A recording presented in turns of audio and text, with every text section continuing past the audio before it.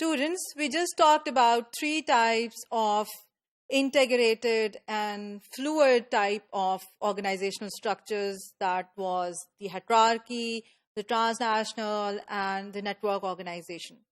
In this topic, we are going to specifically discuss the type of organizational structure, which is the network organization. You can see in this diagram that the network organization is a network of various different centers and nodal units. What is a nodal unit? A nodal unit is a center of politically connected smaller systems in a particular area or in a particular product division. So, for example, if you are working in the Volkswagen Corporation, one of the nodal units would be the European market.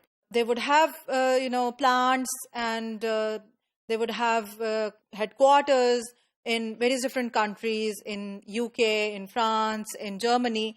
But the European unit would be considered nodal unit. Another unit would be considered the American market, which has got a different type of structure, a different type of culture, a different type of dynamics. But that is not subordinate to the corporate headquarters.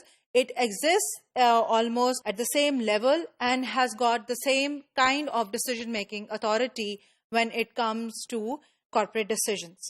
All right, so the dimensions of a networked organization, they are that decision-making authority is delegated to appropriate units and levels. As I just said, that if we are talking about the Volkswagen Corporation, then the nodal unit, which is looking after the European affairs, would be given the authority, the decision-making authority, what they need to be doing in Europe. And if they are operating in the North Americas, they will have the authority to operate in that particular domain.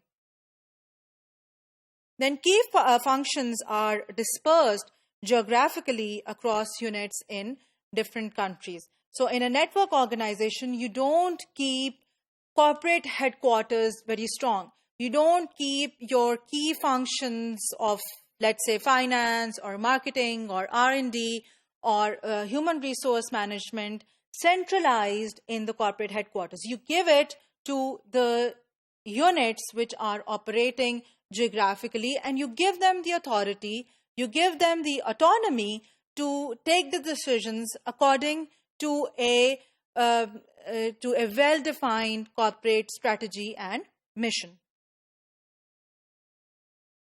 There are fewer organizational levels. Obviously, if you have removed the centralized aspect, so obviously, if people don't have to report to the corporate headquarters, the layer of organizational management would be removed. So now, if you have given the authority to take HR decisions regarding your company that are related to, let's say, Pakistan, and the HR manager does not have to report to an HR corporate manager in the headquarters, that means that level of organization is removed from the organization structure. Then there are less formal procedures, and the organization is less bureaucratic. You don't have to follow particular rules and particular set of policies, and you're not told, okay, you can't do this because the rule says that. No, if something is appropriate, if something sounds logical, if something strikes the right chord, if it appears to be logical, you don't have to follow that bureaucratic system कि इधर से sign कराएं उधर से sign कराएं वो कागज वहां से आएगा तो फिर आप काम कर सकते हैं. No, you're given a go if you are logical. And then work, responsibility, and authority are differentiated across the networked subsidiaries. So if a particular kind of structure, a subsidiary working in Pakistan needs different kind of work, responsibility, and authority structures, that type of structure is allowed to be created, designed, and administered over there. It's not necessary that you need to have replicas of your company in various different countries. The organization which is working in a particular country, it allows them to adjust entrench and get adjusted to the culture of that particular country. By doing this, the networked organization has got the ability to package Slack resources. Now, what are Slack resources?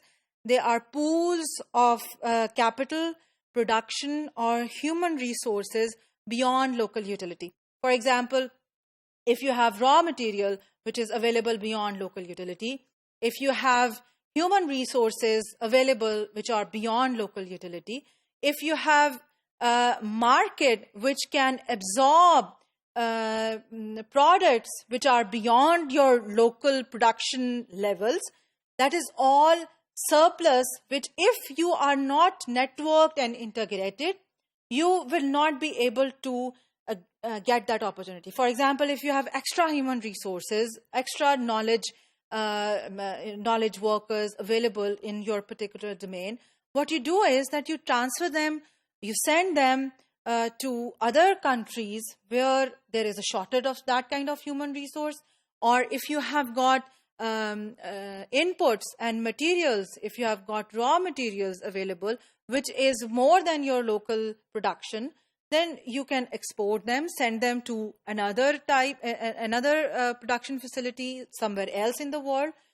So that makes, if you are integrated, if you are globally integrated and locally responsive, then you will be able to utilize these Slack resources. And that will stimulate 3 types of innovation processes: local to local innovation process, local to global innovation process, and global to global innovation process, which means that at times you will be able to create something innovative locally, which is served, which is utilized locally.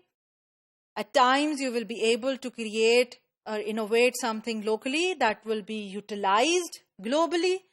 And you will be able to create, at times you will be able to create something innovative, which is a global innovation and applicable and utilizable in a global context. So that makes a network organization a lot more responsive, a lot more integrated, and a lot more efficient as well as effective.